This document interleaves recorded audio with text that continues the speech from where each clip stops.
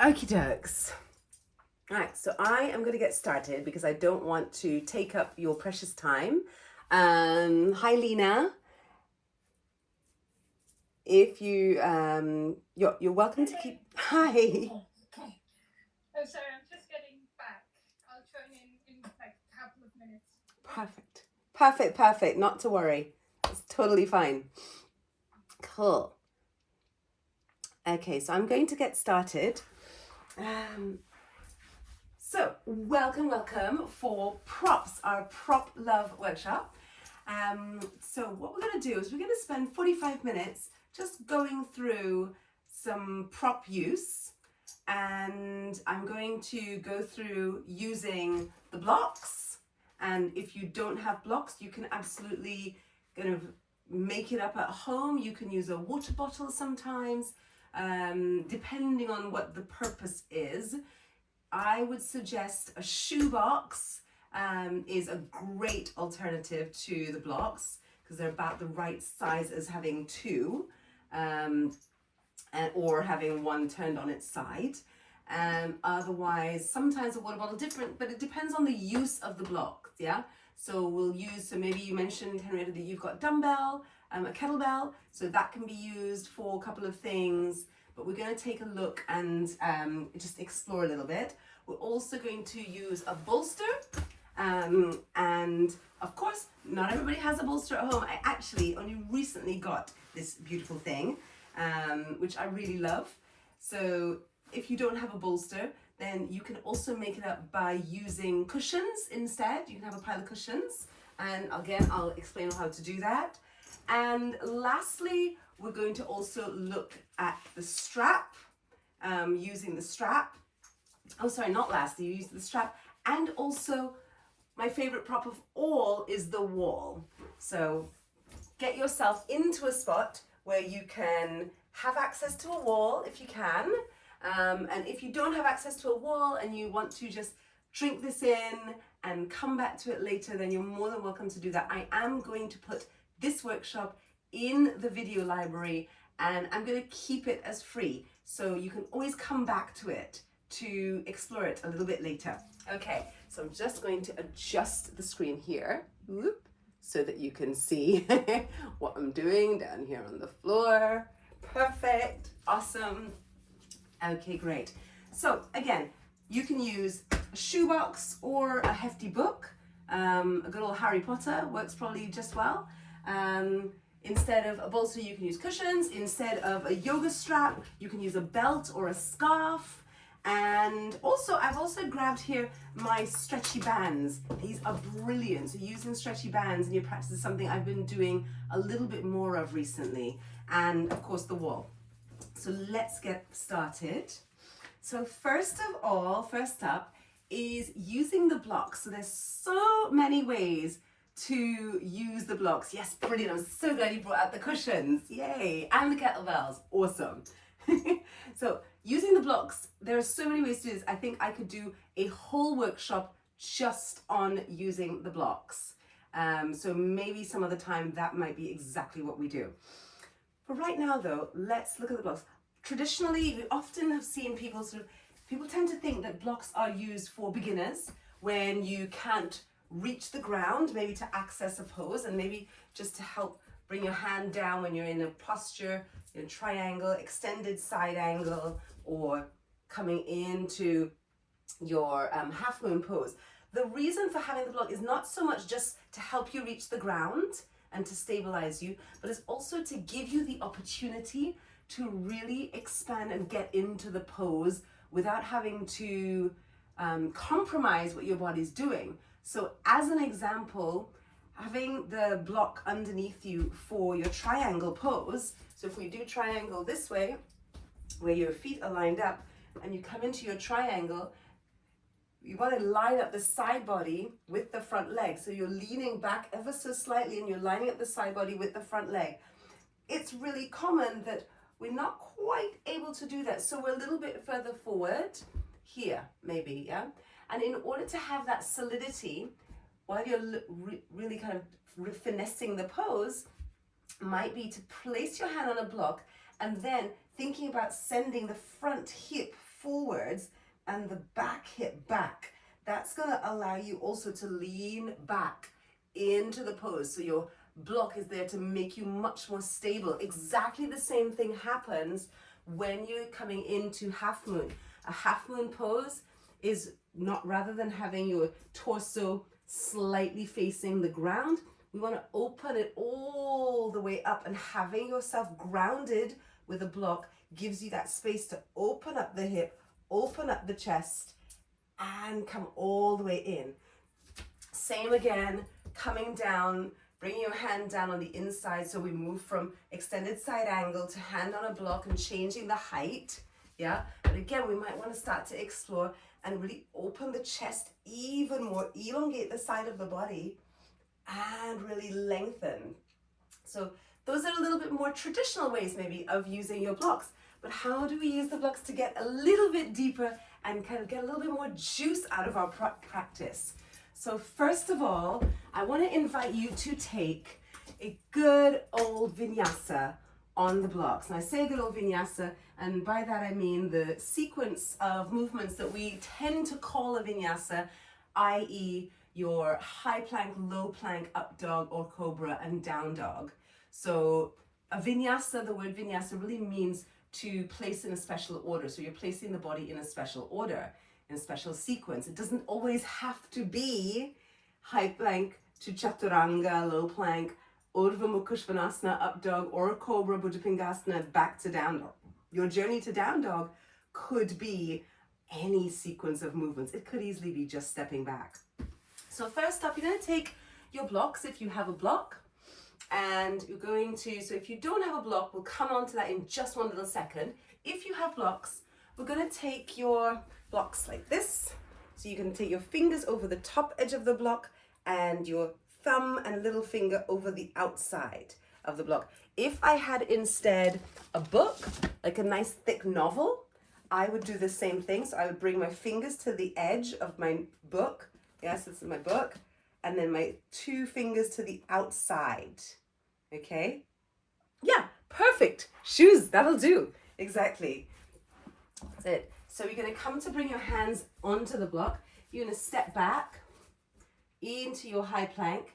And then, in fact, let's do one round without the blocks, just to notice the difference.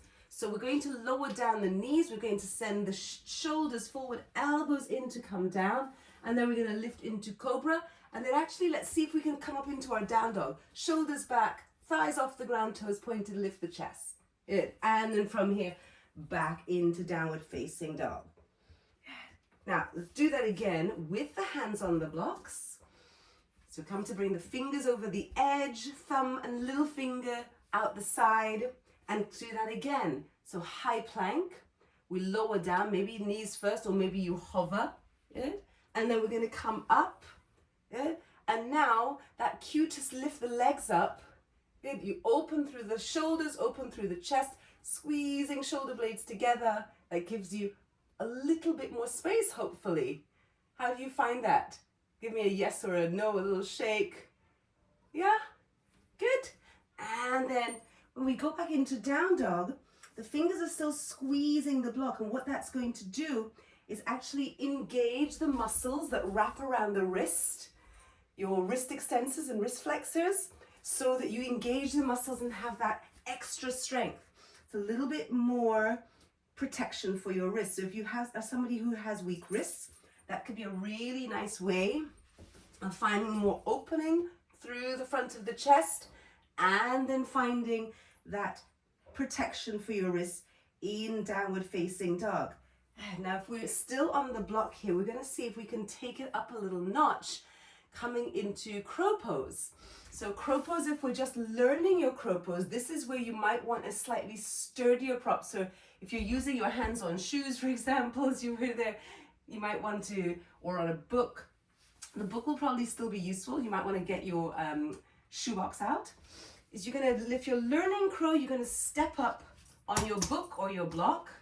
And the other block or shoebox is going to be in front of you, high. Knees into armpits, and we're going to shift forwards. From here, the forehead gently rests. Make sure that the shoulders are coming forward, the elbows are on top of the wrists, And we're coming forward. We're going to round the back and then see if we can lift up one foot, lower down, maybe lifting up both. So the blocks are there to support us. Additionally, we can start to level up the practice. So if you're somebody who already has perfectly competent crow pose, then you might take your crow pose on the blocks. Hands on the blocks, knees into your armpits. You lift up, so you might want books here, not a shoebox, because you're then going to collapse the shoebox. Tilt forward, lift up high onto the tiptoes, shoulders forwards, and then heels to your bum.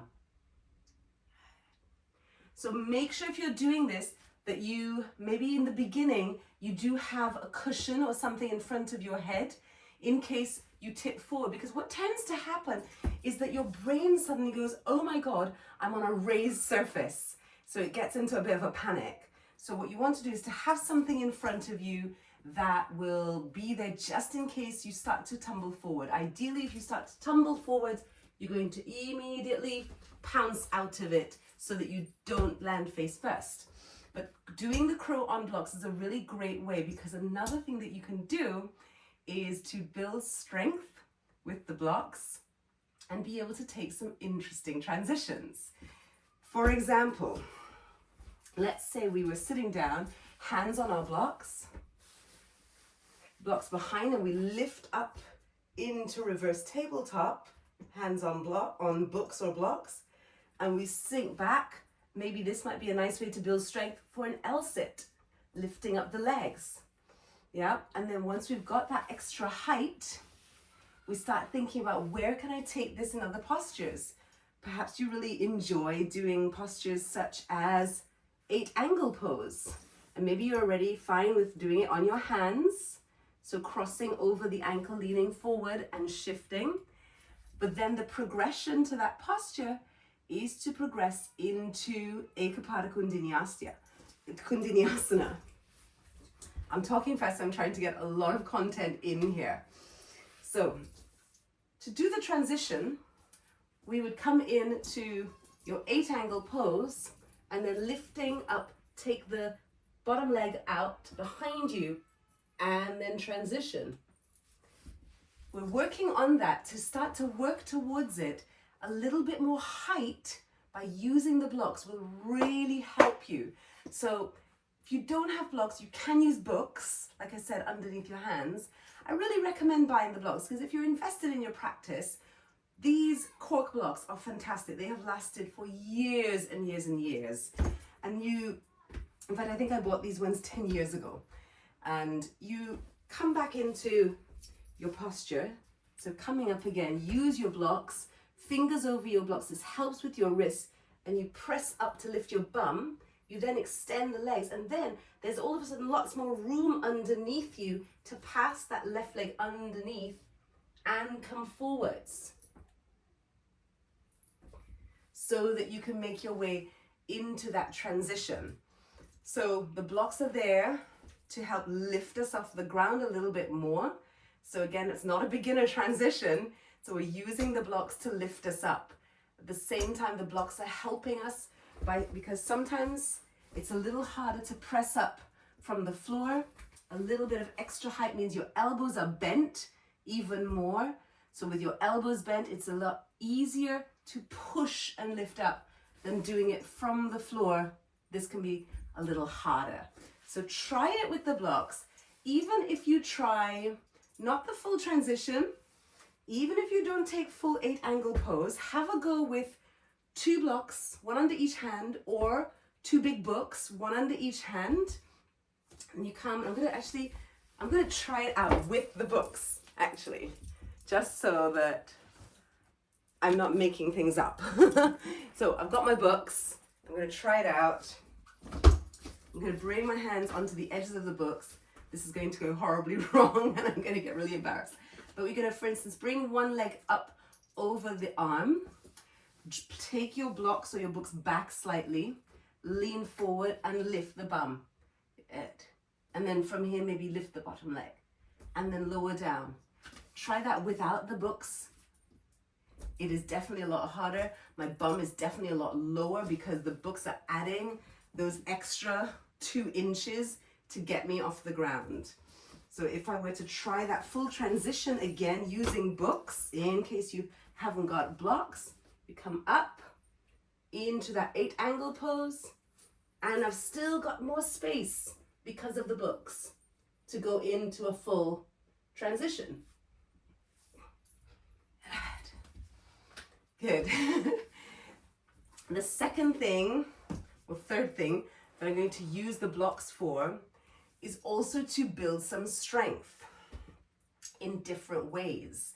Strength and proprioception. A lot of people want to take postures where you're doing your forward folds, or postures where you're going deep into forward fold, or you want to go into an inversion and you want to come into that pike press. For example, maybe you're coming into a headstand, and in order to come into the headstand, you got to walk forwards, meaning you have to close this gap here between your hips, belly and thighs. So the hips are closing the gap so that you can lift up, even if you lift one leg up at a time. But in order to be able to close that space, similarly to close that space in my crow pose, to tighten the knees up into the armpits so that it avoids giving you those awful bruises at the back of the arms. So we want to wake up these muscles at the front of the hips. So to do that, we're going to again take your blocks, handy blocks.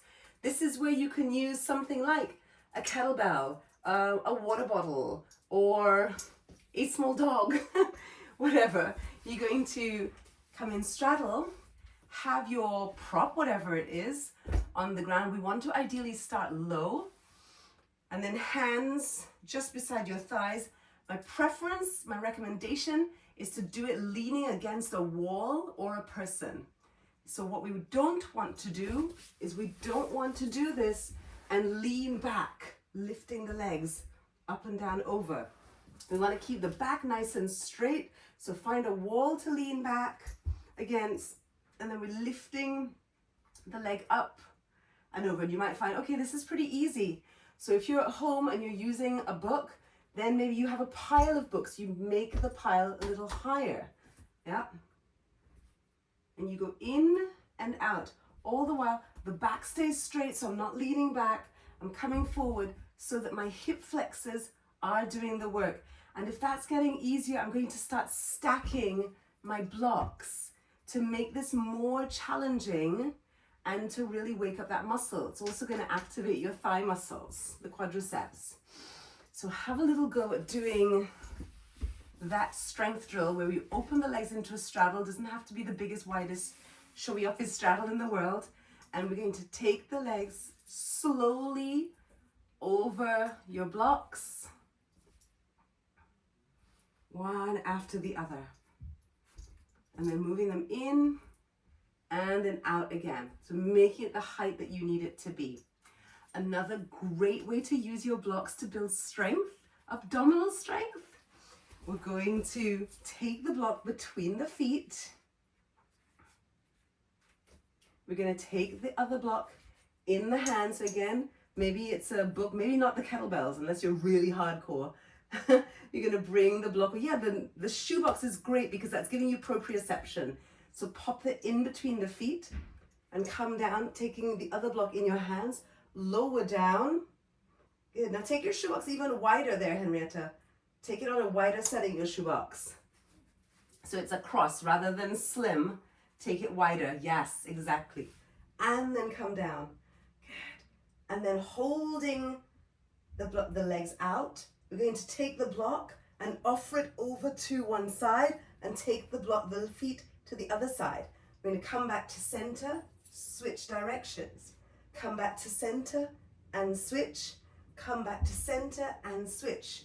Let's leave the blocks down for a minute and then come back up and see how much easier that is without having something between your legs. So you can drop the shoebox, yeah. And we're coming to take yourself from side to side. You're still working the abdominals, but having the block is adding that necessity to squeeze through your inner thighs. And that's going to ramp up the abdominal muscles as well. Good. Another area that you may want to work on finding strength in could be your hamstrings. Now for our hammies, we tend to want to lengthen them. I'm going crazy on the blocks. I'm going to stop at the blocks in a second, I know. Otherwise, I really will do this whole workshop just on blocks, but I do love them.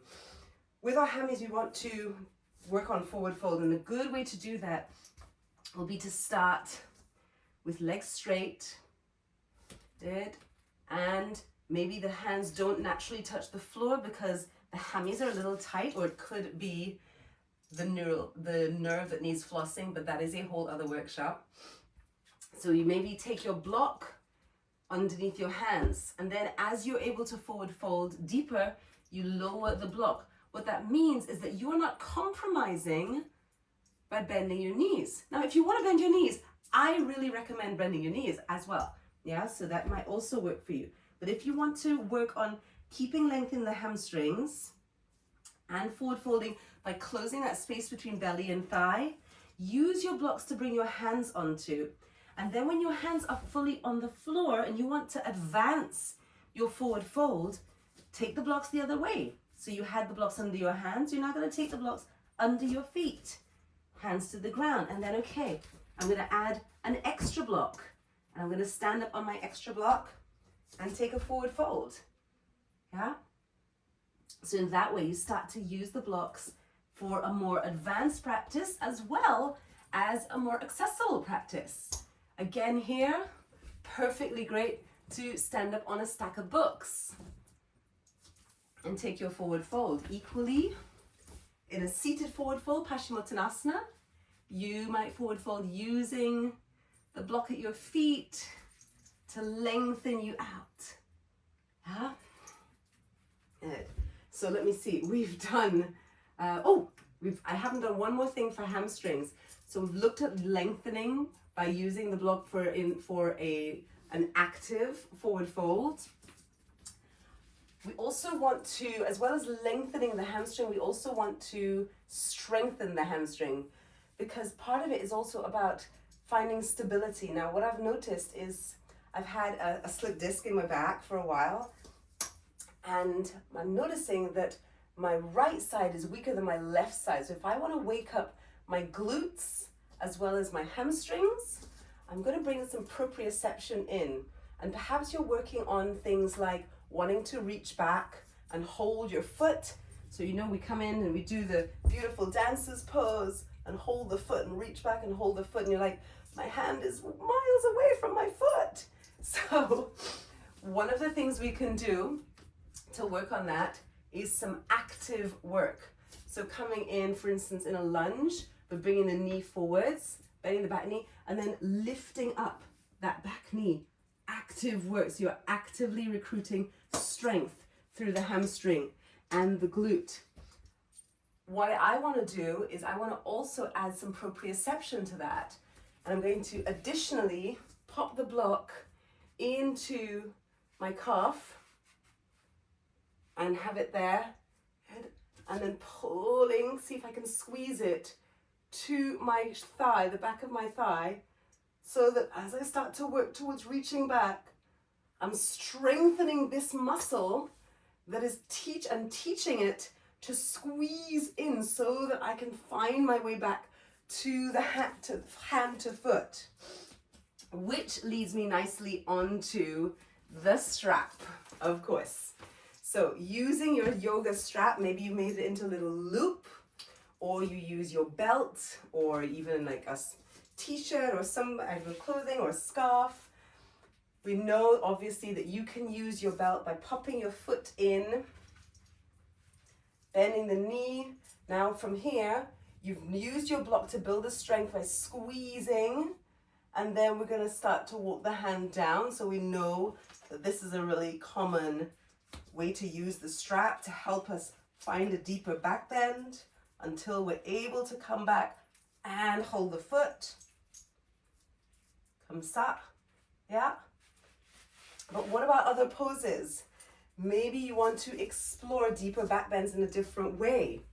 So, for instance, you could grab the strap over your foot, yeah, on your hands and knees. Pop the strap over your shoulder. Bring yourself down onto your elbows, and then start to draw the strap up as you lift Now this is more of a passive stretch, so I'm going to start to pull the strap gently as I'm drawing the foot in the direction of my head. So this is taking me into a deeper back bend space using the strap. So it's similar to dancer's pose, doing the same thing, reaching up and back with the strap. Equally, use the strap not just for your back bends, but also for shoulder mobility. So it's starting to move the arms back and forth without wriggling your arms through. So don't make the strap so narrow that in order to take the arms back, you kind of have to bend the elbows or wriggle all the way through. You're gonna have it wide enough so that you are challenged. The arms are straight, straight, straight, elbows are straight, and you take it back and forth. And maybe you take it into a side bend, also pulling the strap down and doing the opposite on either side. Maybe you use it also for stability and for keeping yourself engaged. Stability of the elbows, of the arm, when you're coming into cow face, reaching the hands back, and then taking a forward fold so that your hands don't slip apart from one another. They're firmly here. Coming also to access a pose. We all know about using the strap to take a bind, but how often, maybe you already have certain postures like a bird of paradise, and maybe you're coming into a twist, and then you see somebody doing some kind of crazy pose, and you're thinking, wow, I wonder if I could do that. So we're gonna come into the twist using the strap, and then we're gonna keep the strap here because this is a pretty big twist. And some of the time, of course, we can do the bind, or maybe when we're just learning the pose, we come into this pose, the twist, without taking the full bind with your hands, and then step forward. I'll do this turning around. Head. So we step forwards and then start to take that leg up into a revolved bird of paradise. So the right shoulder, the shoulder's going back, and I'm extending. Yeah? Of course, for bird of paradise, and I do this all the time in classes, because I don't want anybody to be left out when we come to do bird of paradise. So when we come into bird of paradise, I'll show you from the back. We come in, we're dropping the elbow behind, reaching underneath to hold the strap. And then we come up, and then everyone then, without the strap going in between your bum, everyone then gets to have a go at doing this beautiful pose. So we come up, lift the chest, and extend. So we kind of understand where I need to go. And in future, then once I've got my bind and I'm secure, then I come up and start to take the full pose. Yeah? But using the strap is going to help me get to that place in a really great way. So we're using the strap for mobility, extra length and stretch and strength, leaning side to side. That was a couple of ideas. Extra flexibility and mobility through a back bend, either a standing back bend, or that could easily be coming into that elbows on the ground, foot coming up and arcing. So just repeat that one. So it's coming down. Maybe if you've got a belt at home, you pop it around your foot, yeah, and then taking the belt over your shoulder, elbows down, we lift up and start to walk. Hands up, drawing the leg up. So that's a couple of ways. There's so many more. I'm conscious of time, so I am racing to try to include some good, juicy content for you in here. God. Next, the bolster. Now, I know we love a bolster. We love a bolster. You go to your yin class, your restorative class, it's like, yes, the bolster. I can just snuggle up on it. Oh, that's wonderful. I can chill here and relax. That's so nice. Definitely fantastic to use in that way.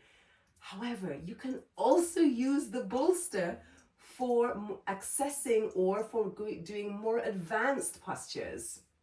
For instance, you could take the bolster and perhaps you're working towards an arm balance, so the hands are in front of the bolster, and then I'm going to come forwards, lifting my knee, and I'm going to rest myself here on the bolster, lifting my knee onto my upper arm and lean forwards and resting my chest on the bolster. So I'm learning what it feels like to have the shoulders forwards of my elbows, of my wrists, to come into the arm balance through using the bolster. This can be so helpful.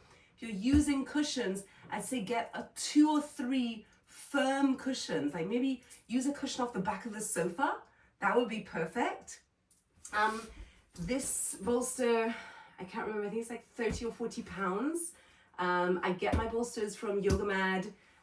You can use my code ZAZ20 if you want to get 20% off anything from Yoga Mad. But otherwise, try having a cushion. You can roll it up in a towel, for example. That'll make it feel a bit sturdier. Yeah. So we come forwards and we lift, and then maybe more and more, instead of lifting the body on, we're going to move the bolster back, lean forwards. So there's a little bit more weight coming into the arms as you shift forwards, and the back leg is now off the floor. It's giving you the idea of what it will feel like to go all the way up. Another great way to play with the bolster, this is really sneaky. This is again proprioception. I'm going to take the bolster, rest it on my lap, like here, and I'm going to round myself over the bolster. And then we're going to take crow pose using the bolster. So my knees are not even coming onto my arms.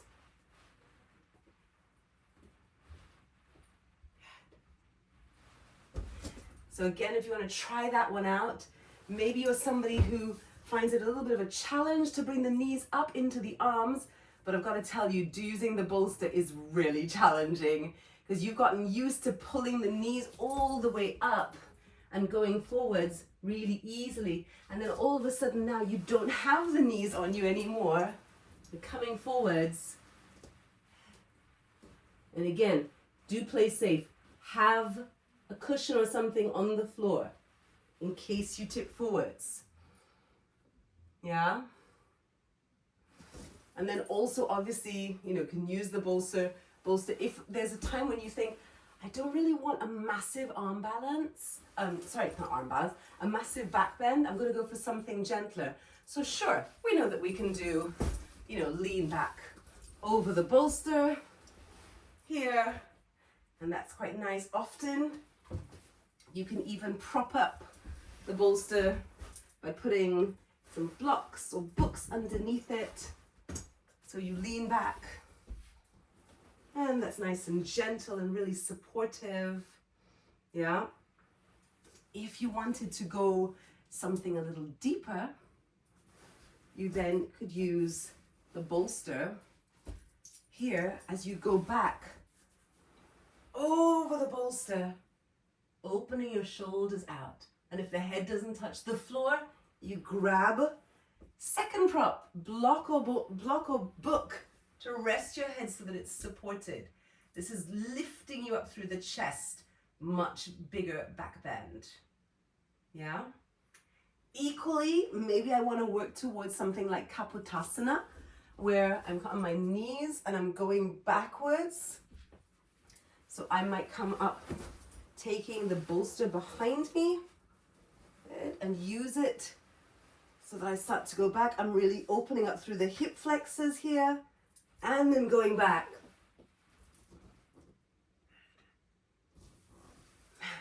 Hands to the ground. So I'm whizzing. I know I'm whizzing. I know I'm going super fast, my loves. But I'm thinking that the great thing is that as this is a recording, you can stop, pause, press rewind to your heart's content. Inversions. So maybe you're not a fan of shoulder stand. I am so not a fan of shoulder stand. But you want to do a tiny baby inversion. You're going to pop your bum up on the bolster and then let your shoulders come down. Lift the arm, lift the legs up. That's a nice, easy Viparita Karani, legs up the wall, but with the added lift of the bolster that's bringing your hips and heart higher than your head. So talking of inversions, why not use blocks bolster to help you with your inversion? So here's a little tip. When you're coming in to work on something like a press, so by that I mean that ability to float the legs up into a posture like headstand, forearm stand, handstand, it takes time. Use the blocks to lift you up, first of all, so that you can stand on the blocks. Good. And then start to move towards, in fact, I'll do it facing this way so you can kind of see what I'm doing. Good. So you just stand on your blocks, hands on the ground, and then lifting up, you're going to use the one leg to climb over an imaginary gate, tipping forwards to lift both feet off the ground to come into a press. Same applies if you're in a forearm stand. And you can take the blocks a little further back. This is also going to help us to learn forearm stand. We're going to get the bum a little higher over the shoulders. Knee comes in and the bum is already over the shoulders. So that means we get that nice float to come all the way up, making life a little easier for us to learn to do these poses. You could use the bolster in place of the blocks. And then, maybe when you're kicking up to the wall, so that you don't hit your head on the wall, maybe you have the bolster there. So the head comes to the bolster, and then you can kick up. And with the bolster there, you can start to work into your handstand, which I didn't do very well just then. So without even really using the wall, I'm using the bolster to help me find my line. Yeah. And then I bring the weight into my fingertips. The bolster gets lighter before I come down, which takes me very nicely onto last prop in the last 5 minutes, which is the wall.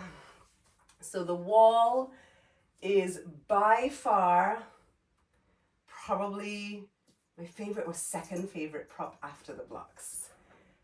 The blocks are probably my favorite because they're portable, so I can take them anywhere with me.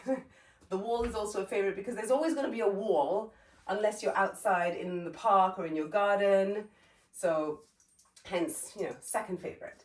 So using the wall, I can work on coming into a deeper forward fold, either by having my legs up the wall and then walking my hands closer and shift my bum to the wall. And maybe I start low and then I come up a little higher and then higher and then higher. Similarly, if I want to work on something like forward fold still, I would separate my feet, take a forward fold, so maybe stand back far enough from the wall, and then rock forwards, let your head touch the wall, and then walk forwards, and then lean against the wall. Now the wall is not going anywhere, so we're leaning against the wall, and then if I can, I might walk my feet a teeny bit more, and if by then my knees are starting to bend, then I'm going to step back a tiny bit and let my back just lean against the wall. I'm going to let my back slide down even further, knowing I'm not going to fall because I'm against a solid wall or door or cupboard. This is going to help you to extend through those hammies. And so it gives the same action as if you were in a yoga class and you had a lovely teacher coming and giving you an assist to gently press through your back. That is what the action of the wall is going to do. So that's your forward folds. Your back bends, of course, the wall, super helpful because you can, if you're finding trouble maybe going up into your wheel, you could take your blocks to the wall and come down. And then hands come to the edges of the block. Again, fingers off the edge. Feet in, and then press up, pressing up the ground and knowing that these blocks are not going anywhere because they're against the wall. And maybe you stay here building strength until eventually you straighten the arms and you start to send your chest towards the wall. Yeah? The wall can also be brilliant to use, again, for back bends. By stretching through, this is a great stretch for anybody who's a runner. Knee to the wall, pop your knee back, point the toes, and start to lift up so that you're stretching through the front of the quadricep, the front of the hip flexor. And if we're looking for a back bend, maybe we're going to start to sink forward, hands using the wall as a point of reference, start to crawl down the wall. And maybe little by little, they come down until you're touching your foot. Yeah? Maybe holding the foot entirely. But you use that point of contact to go down towards the point that you're trying to reach. There are so many more for the wall. I knew this was going to happen. I knew I was going to run out of time and want to do loads more. One more great option with the wall actually is child's pose against the wall in an inversion. So I promised I was going to show how we could do more advanced postures maybe with the wall. So one of them is a variation on handstand. So you can also use the wall, by the way, before I do this last one, use the wall to build strength. So coming into your plank, you walk your feet up the wall, come forwards, and you're holding your plank on a raised surface. This is going to require a lot of pushing back into the wall, engagement through the abdominal area, glutes and thighs turned on, maybe even exploring taking a little down dog here. And then when we want to take ourselves into child's pose, we need to walk back, little climb up onto the wall, and then knees to the wall, and walk back, and then sink down here into your child's pose. Granted, this is a less restful version of child's pose than using a bolster, but it's a great way to open the shoulders, give your back a little moment of release. Good. I feel like that was the fastest whistle stop tour of props and could definitely have been a much longer workshop. I am going to be launching this program called Alchemize in September.